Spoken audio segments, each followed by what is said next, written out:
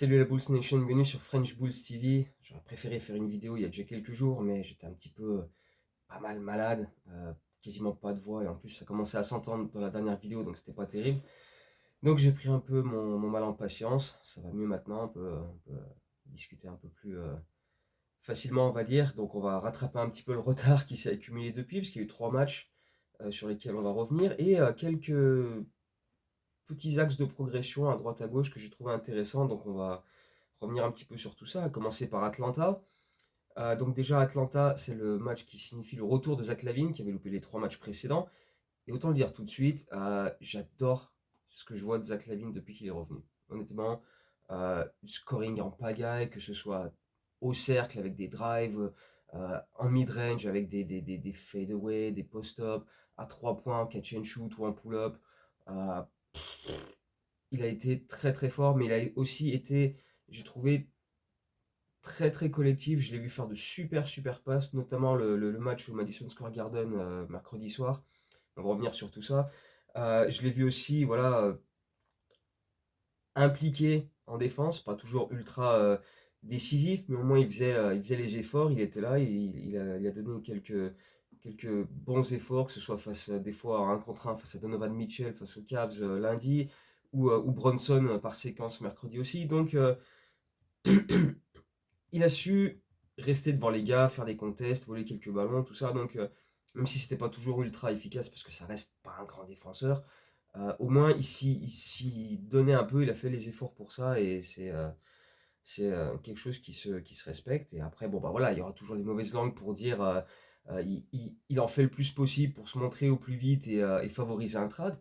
Moi, j'ai pas de problème avec ça, c'est tout bénef pour les Bulls, hein, que ce soit vrai ou que ce soit pas vrai. Qui continue comme ça? Les Bulls gagnent des matchs, jouent très bien. On a vu des belles séquences de jeu sur les 3 derniers matchs, donc euh, moi, j'ai pas de souci avec ça. Et si après il part, bah, il part, mais au moins on récupérera quelque chose d'important, quoi. Et donc il y a Atlanta samedi dernier, Atlanta qui était en back-to-back, qui avait joué à Détroit la veille, pendant que nous on était à Atlanta, on attendait, tranquille. Le truc qui ressort le plus de ce match-là de la part des Bulls, c'est qu'on a fini avec 8 joueurs à plus de 10 points, et 8 joueurs entre 19 et 10 points. Donc il n'y a pas un type qui en a mis 35, et puis les autres derrière avec 8, 10, 11. Donc j'ai trouvé ça extrêmement intéressant. Et en plus, si tu rajoutes Dalen Terry qui est fini avec 9 points, tu as 9 joueurs entre 9 et 19 points. Et je trouve ça vraiment cool. Donc c'était, voilà, le danger est venu de partout. Il y a eu beaucoup de match-ups différents qui ont été bien exploités de la part des Bulls. On a pu voir Vucevic à l'intérieur prendre le dessus en post-up. On a vu des contre-attaques évidemment. On a vu des attaques du cercle avec Kobe, avec Ayo. On a vu une circulation de balles fluide. On a signé 30 passes décisives sur ce match-là, ce qui était la 5e fois de la saison. Et les Bulls sont dans le top 6 de mémoire aux passes décisives depuis le début de saison. Donc c'est des chiffres qui sont bien supérieurs à ce qu'on voyait l'an dernier, hein. On a shooté à 50% sur ce match-là aussi. On a provoqué et inscrit beaucoup de lancers francs aussi. Euh, Devant une défense pas particulièrement folle de la part d'Atlanta, malgré les efforts de gars comme Dyson Daniels ou Jalen Johnson, voire même Zachary Rizaché.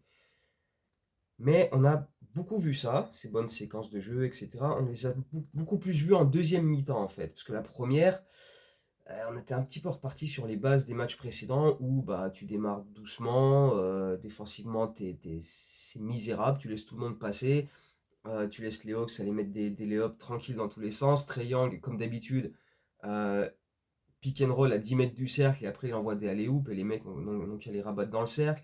On connaît la tactique à chaque fois. Donc on est à la rue dans le début de match. On est, c'était même la première mi-temps dans son ensemble était assez pénible parce que tu t'encaisses quand même 70 points face à une équipe d'Atlanta qui est quand même pas non plus mirobolante, quoi. Elle est pas flamboyante. Ils sont en back-to-back et c'est eux qui te font courir, quoi. Et ça m'a quand même pas mal gonflé. Et en fait, le tournant du match arrive très tôt dans le troisième quart-temps parce qu'au bout de 2 minutes où on encaisse 7 points mais comme ça, sans réagir, Donovan prend temps mort, il fait bon allez, vous m'avez gonflé. Il a sorti Kobe, il a sorti Patrick Williams, il a sorti Josh Giddey. Il a fait si vous voulez pas vous sortir les doigts du cul, allez sur le banc et il y en a d'autres qui vont faire le taf. Dalen Terry, Julian Phillips et Ayo Dosunmu sont rentrés et tout de suite, tout de suite, l'impact défensif a été bien meilleur. Il y a eu des meilleurs contests. Ça a cliqué direct. On allait chercher des points en transition. Et c'est ces joueurs-là qui sont allés les mettre. En plus, Phillips, il met un 3 points dans le corner. Ayo, il va chercher des points dans la raquette, puis des lancers francs. On a fait monter la défense d'un cran. Et en fait, donc, quand tu prends les 26 premières minutes du match, donc la première mi-temps plus les deux premières du troisième quart-temps, tu as encaissé 77 points. Sur le reste du match, tu en as pris 36. 36 points en 22 minutes.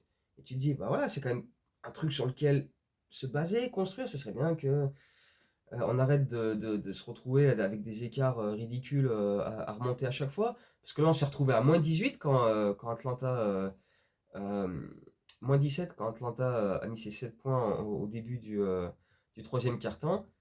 On a gagné, on a fait un gros comeback, tout ça, mais grâce à cette défense qui s'est enfin mise au niveau, et derrière on a pas mal perturbé les Hawks. Alors peut-être qu'il y avait un petit peu de fatigue de leur part aussi avec le back-to-back, tout ça, mais clairement ils étaient moins bien sur la fin et nous on les a bousculés en fait. Et un petit peu comme nous, Atlanta en fait, quand tu les bouscules, ils aiment pas trop ça, et puis tu sais que Ayo est toujours très fort pour emmerder Trae Young sur ça, donc il y a eu ce match-up qui était plutôt correct. Et puis d'autres match-up au fur et à mesure du match qui ont tourné en notre faveur. Et voilà, on a été capable de bien contester leurs attaques du cercle. On a été plus présent sur les rebonds, les hustle plays. Et c'est ce qui a aidé à faire la différence. Et du coup, tu étais mené de 17 points et tu t'imposes de 12 points à 123-113. Donc il y a quand même un turnaround sur les 20 dernières minutes du match qui sont quand même assez impressionnantes. Et voilà, ça met fin à notre série de 4 défaites consécutives, ce qui commençait quand même à faire un petit peu beaucoup. Et c'est notre quatrième victoire de la saison. Et donc sur les 4 victoires qu'on avait donc à ce moment-là, les 3 dernières, à chaque fois, on a remonté un écart de au moins 17, 18 points, 20 points pour ensuite finalement s'imposer. Donc avec des scénarios assez similaires à chaque fois un petit peu. C'est Je suis pas sûr que ce soit hyper bon pour la confiance de faire ça régulièrement. Quand ça arrive deux trois fois dans la saison, tu as 20 points de retard, tu les remontes, tu gagnes le match. Bon. Quand ça arrive 3 fois en 2 semaines, tu commences à te dire, bon, ce serait bien de pas en faire une habitude trop non plus, parce que bon, tu reviens pas de 20 points à chaque fois non plus, même si on sait que 20 points en NBA maintenant, c'est de l'eau, ça sert plus à rien. On l'a dit 1000 fois dans les vidéos ici, mais enfin voilà. Euh, je suis pas sûr que ce soit la meilleure manière de faire, que ce soit hyper bon pour la confiance, pour plein de choses, qu'il faille attendre d'être mené de 18-20 points avant de se dire, bon, on va peut-être se sortir les doigts du cul. Mais c'est comme ça, c'est comme ça. Ce match-là est fait, maintenant il faut avancer. Et du coup, ça nous amène à 2 jours plus tard le match face à Cleveland, qui était la seule dernière équipe invaincue en NBA, et qui l'est toujours d'ailleurs, parce que spoiler alert, on n'a pas réussi à les battre. Mais mine de rien, on les a bien bousculés. Donc il y avait Jalen Smith qui était malheureusement absent pour ce match-là. Les Bulls ont rappelé Sanogo de la G-League pour faire le nombre. Il a joué un petit peu d'ailleurs.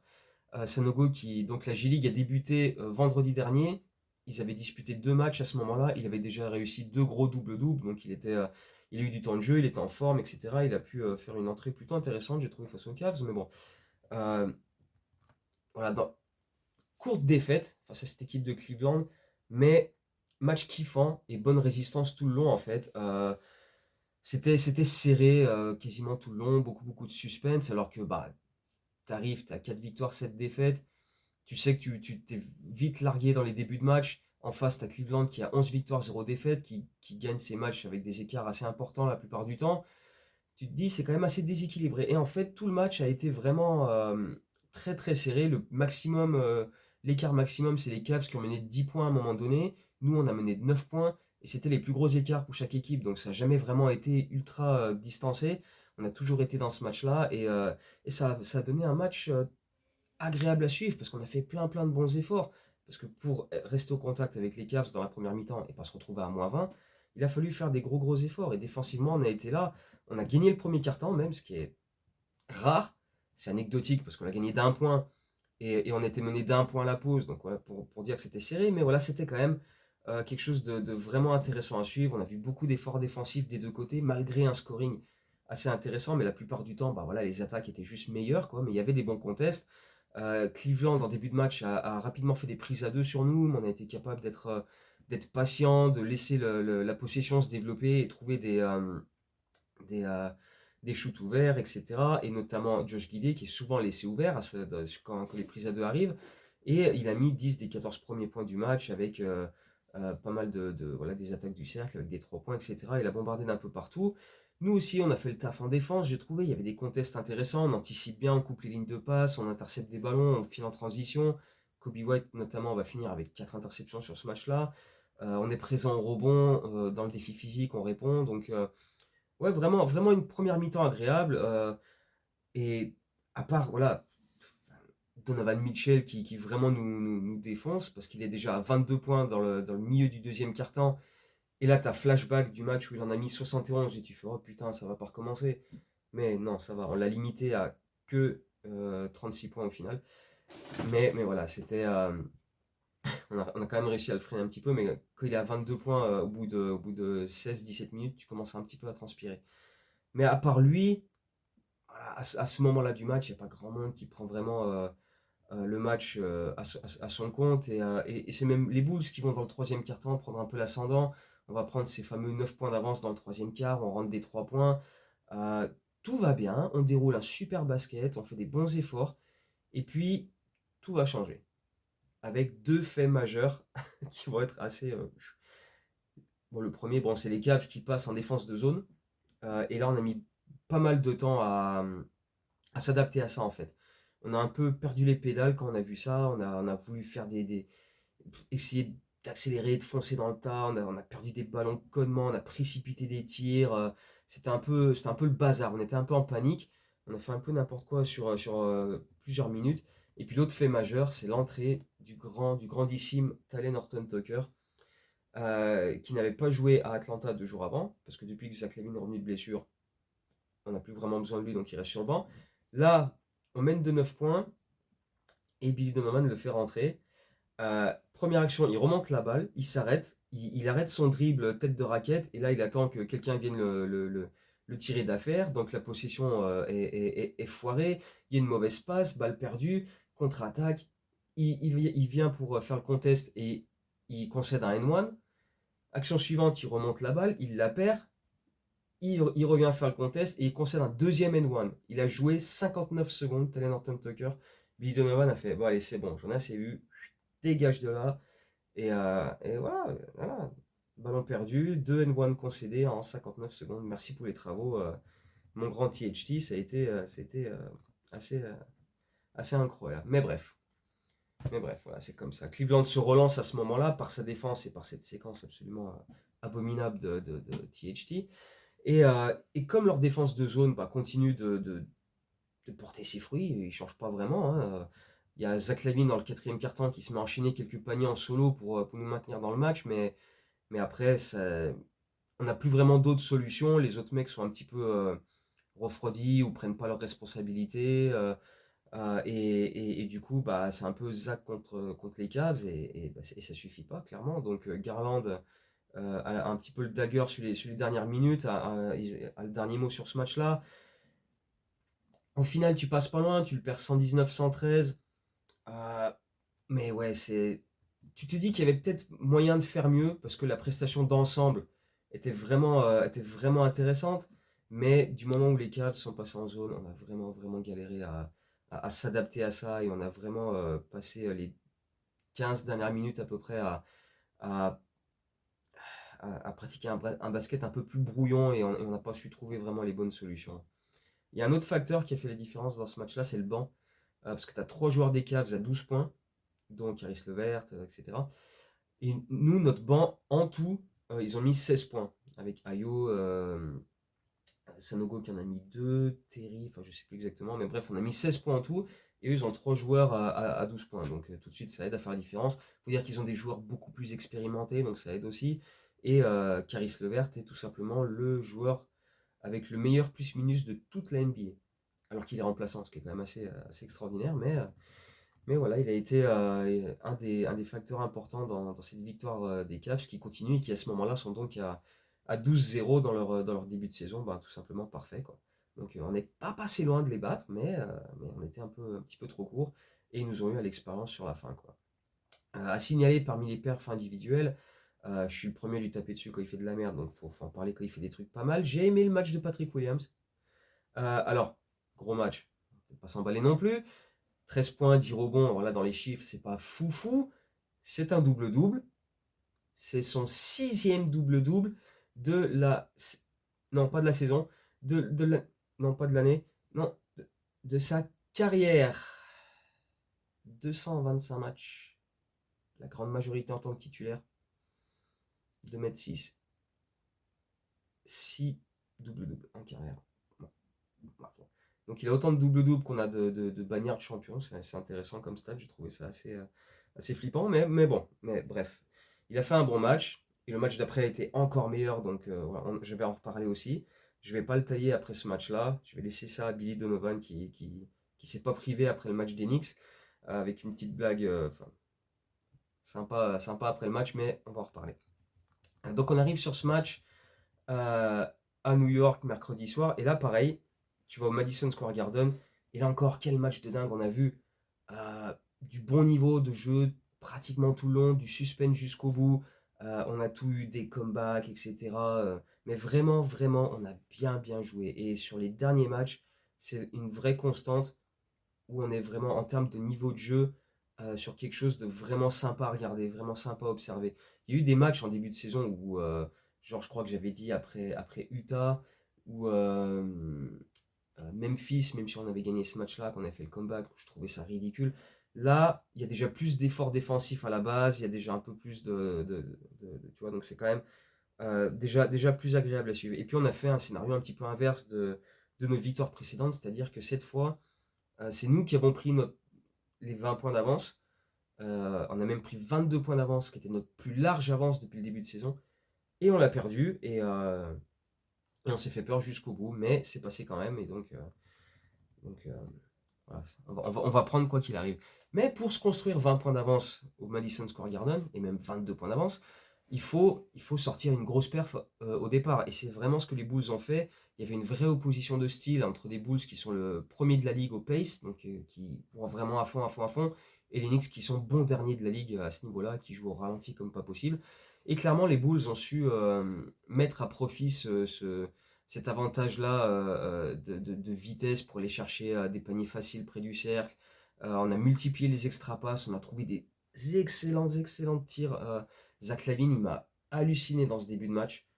Il a donné des caviars, mais incroyables. Il y avait des cuts, il trouvait les mecs avec des super bounce pass dans la raquette et tout. C'était waouh, c'était propre, c'était fluide, c'était dans le rythme. C'était superbe. Franchement, je me suis régalé sur ce match, sur ce qu'on a vu offensivement. Patrick Williams dans le premier quart-temps, pareil, énorme. Il met 11 des 17 ou 18 premiers points des Bulls avec des 3 points, avec des attaques du cercle, avec plein plein d'énergie. Il est vraiment dedans, il est motivé. Tu te dis, waouh, il est agressif. Moi, je suis devant mon écran, je fais putain, mais Patrick, qu'est-ce qui t'arrive? Et Billy le sort. Et là, tu fais, mais qu'est-ce que tu fous? Il est en train de se sortir les doigts du cul comme jamais tu l'as vu se sortir les doigts du cul. Qu'est-ce que tu vas le foutre sur le banc?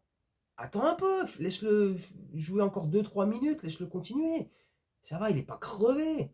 On n'est pas en back-to-back, il n'a pas 35 ans, c'est bon. Donne-lui des minutes. Non, non. Alors, bon, Matas Bouzelis qui l'a remplacé a fait une entrée sympa, ok, mais putain, il joue sur le momentum, quoi. Putain, surtout que tu sais qu'avec Patrick Williams, ça peut très vite s'éteindre, hein. Donc, franchement, ce changement, il m'a mis les nerfs.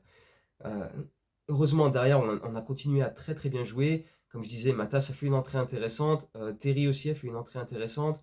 Et les deux ont d'ailleurs parfaitement combiné sur un super dunk de Matas où tu as un drive de Terry, Matas qui cut backdoor et qui va claquer un gros dunk. Donc c'était plutôt cool. Derrière, dans le deuxième quart-temps, tu as Zach LaVine qui prend feu et qui enchaîne les paniers euh, peu avant la mi-temps. Il en met 14 sur 16 points de suite des Bulls avec beaucoup, beaucoup de gros shoots. Et là, tu te dis, ok, Zach LaVine, il est venu au Madison Square Garden, il veut se montrer. Encore une fois, si il se dit, faut que je joue comme ça pour favoriser un trade, c'est ce qu'on a dit depuis le début de saison. Si c'est comme ça, parfait, nous on prend, il n'y a pas de problème. Montre-nous ton niveau, Zach. Et Zach, depuis qu'il est revenu, il est sur un niveau extraordinaire. Et là, il l'a montré encore sur ce match-là. Donc voilà, c'est tout bénef pour nous, on va absolument pas s'en plaindre. Et du coup, il a été tellement intenable qu'en deuxième mi-temps, les Knicks ont dit bon, bah, on va faire des prises à deux, des blitz super hauts sur lui pour forcer le forcer à donner le ballon et voir si quelqu'un d'autre va être capable de mettre les points pour les Bulls. Euh, il a donné quelques bonnes passes. D'ailleurs, il a fini à 8 passes décisives sur ce match. Il a aussi signé un énorme play. Je crois que c'est mon play préféré de Zach LaVine depuis le début de saison. Où il commence en posant une bâche sur un Unobi. Et sur la contre-attaque, il va mettre un Eurostep avec la faute qui était énormissime. Et, euh, et voilà, il a eu cette capacité à faire les bons choix depuis qu'il est revenu. Et c'est ça que je trouve très très intéressant de sa part. Que ce soit à Atlanta, que ce soit sur ce match-là. Il a vu que voilà, il pouvait trouver ses coéquipiers, donner des bonnes passes et il a été extrêmement efficace à ce niveau-là aussi. Et donc ça permet aux Bulls de prendre cette fameuse avance de 22 points, qui est notre plus large de la saison. On mène 90-68. Tout va bien, c'est le milieu du troisième quart-temps. On déroule au Madison Square Garden jusqu'à ce que, plus rien. Parce que, donc, on avait 22 points d'avance, 90-68. Et on va finir le troisième quart-temps en prenant un 17-0.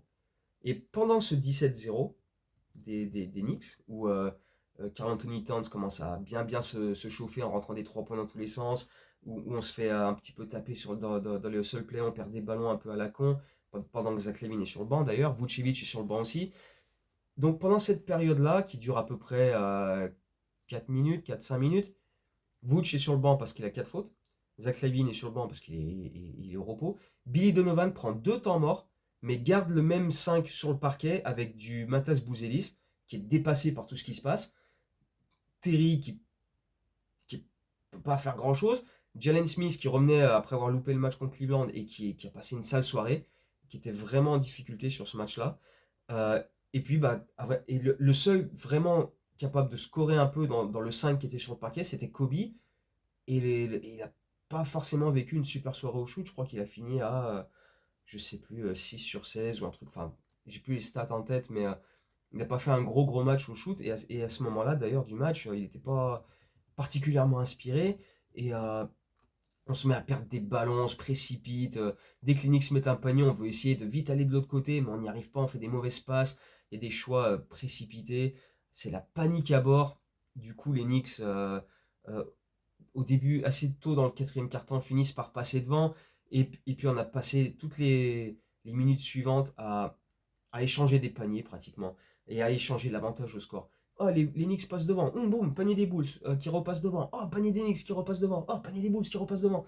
Pratiquement 5 secondes après quand qu'il y a un panier d'un côté, il y en avait un de l'autre côté. Donc ça allait vraiment dans tous les sens. Mais au moins, à ce moment-là du match, on n'est pas reparti dans du ISO pour Zach LaVine, comme on avait pu voir contre Cleveland notamment, où c'est lui qui prenait tous les shoots parce qu'on ne trouvait pas d'autre solution.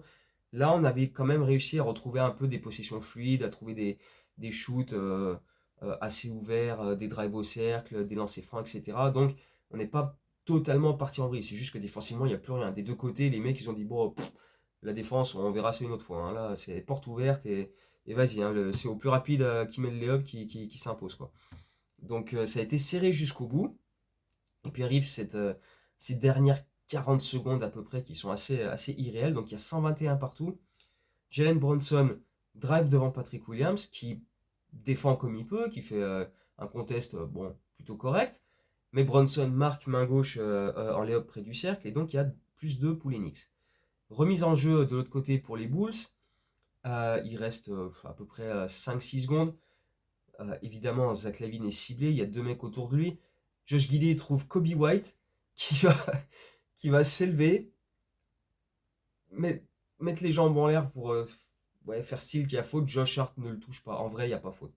En vrai, il n'y a pas faute. Ou alors, s'il l'a touché, c'est le bout des cheveux de Kobe. Donc, voilà, c'est peut-être l'avantage d'avoir la roufaille de Kobe. C'est peut-être que ça compte comme une faute si tu touches vraiment le bout de ses cheveux.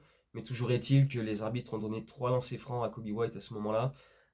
Et bon, on prend, hein. On va pas faire la tronche. Surtout qu'il y a eu d'autres calls dans le match où c'était quand même très très discutable. Mais enfin bref. Donc voilà, celui-ci on prend. Kobe met les 2 premiers pour égaliser. Mais le troisième, on passe devant. Il reste 3,6 secondes. Et tu sais que c'est Brunson qui va avoir la balle. Et encore une fois, crédit à Patrick Williams qui fait un super contest. Qui force Brunson à faire un fadeaway. Euh, et la balle, elle part, elle tape le cercle et tout le monde est là. sais, on dirait un peu le shot de Kawhi contre les Sixers, tu sais, tout le monde est en dessous, qu'est-ce qui va se passer? La balle, elle tourne, elle rebondit, bim, bim. Et elle ressort, et là, tout le monde, oh, le gros ouf de soulagement, parce que on a mené de 22 points à 16 minutes de la fin de ce match, et il a fallu attendre le dernier shoot du match pour être sûr de repartir avec la victoire. Donc, gros coup de frayeur tout de même. Euh, mais bon, chaque fois que tu repars du Madison Square Garden avec une victoire, moi perso, je ferai pas la gueule. Et mine de rien, c'est notre quatrième victoire à l'extérieur cette saison, donc c'est pas mal. On arrive à aller chercher des succès euh, hors de nos terres, et tant mieux, parce que là, du coup, à domicile, on n'a qu'une seule victoire jusqu'ici, donc c'est quand même un petit peu laborieux. Va falloir aller en chercher un peu plus, notamment la semaine prochaine quand je serai là, ce serait une bonne idée, les gars. Mais bref, euh, victoire, bah, c'est toujours sympa d'aller gagner au Madison Square Garden, et puis ça donne toujours des matchs un peu serrés, tendus jusqu'au bout, beaucoup de suspense, et c'était cool à observer.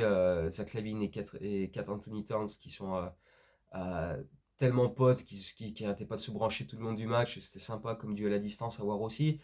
Euh, mais voilà, ouais, gros coup de projecteur sur Patrick Williams, parce que là, ça fait 2 matchs de suite. Honnêtement, je suis sur le cul. J'imagine comme vous tous. Qu'est-ce qui se passe?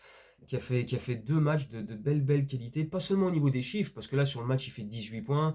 3 sur 4 à 3 points. Il a été agressif comme on aime, et comme on a envie de le voir plus souvent. Mais défensivement aussi, grosse énergie. Il a mis une claquette dunk. Et d'ailleurs, je vais revenir sur ça après. Il a fait des. Voilà, sur la fin, les contests qu'il fait sur Bronson, voilà, c'est des bonnes défenses. Après, Bronson a mis un lay-up, a loupé le dernier shoot qui est passé à ça de rentrer, mais voilà, ça après, c'est Bronson, quoi. C'est un gros joueur qui a toujours été capable de mettre des gros shoots, mais au moins, voilà, tu peux difficilement mieux contester le shoot que ce que Patrick Williams a fait sur le dernier tir, donc voilà. Mais ce qui était intéressant, c'est que même après le match, même Billy Donovan s'est un peu foutu de sa gueule, quoi. Il a dit, il a réussi une claquette dunk. J'ai failli prendre un temps mort pour fêter ça, tu vois, genre un peu moqueur, genre, tu vois, quand tu veux, mon con, t'es quand même capable de t'y mettre, quoi. Donc, ce serait bien que, tu vois, tout le monde est conscient aux Bulls, dans le staff, les joueurs, tout ça, que quand il a vraiment envie, il peut le faire. Ce serait bien de le montrer plus qu'une fois tous les 10 jours, quoi. Donc là, ça fait 2 matchs de suite. Qu'est-ce qu'il va nous faire ce soir à Cleveland? Ouf! Alors là, c'est le mystère complet, hein. Il y a quand même plus de chances qu'ils finissent avec 6 points à 2 sur 9 qu'à 15 points à 6 sur 8, mais sait-on jamais? Sait-on jamais? On va espérer que ce soit la deuxième option, mais avec Patrick Williams, il faut toujours jouer la carte de la prudence parce qu'on a tellement l'habitude que ce soit tu sais, comme ça que, ma foi, on va bien voir. Zach LaVine aussi, qui a été énorme sur ce match au Knicks, il finit avec 31 points, 12 sur 17 au shoot, extrêmement efficace, 7 rebonds, 8 passes décisives, bon, 6 ballons perdus, dont 3 dans le dernier quart-temps, parce qu'il y a eu quelques choix un petit peu laborieux par-ci par-là, mais c'était aussi bah, voilà, la grosse défense des Knicks qui l'a un petit peu perturbé, enfin en tout cas le rythme, plus que la défense des Knicks, plus le rythme, parce qu'on voulait vraiment tellement aller à 200 à l'heure que parfois ça engendre un petit peu des erreurs, ce qui est normal. Plus tu veux jouer vite et plus tu t'exposes à faire des erreurs. Mais bon, après, je pense qu'on aurait aussi pu varier un peu le gars qui remontait la balle en fin de match, mais ça, après, c'est une autre histoire. Donc, euh, donc voilà, je peux pas faire une vidéo beaucoup plus longue que ça, donc on va s'arrêter là. NBA Cup cette nuit face aux Cavs, on va essayer de gagner un match et puis on va voir ce que dans cette NBA Cup et puis voilà, voir si on peut être enfin la première équipe à battre Cleveland cette saison, ce serait sympa. Donc d'ici la prochaine vidéo, portez-vous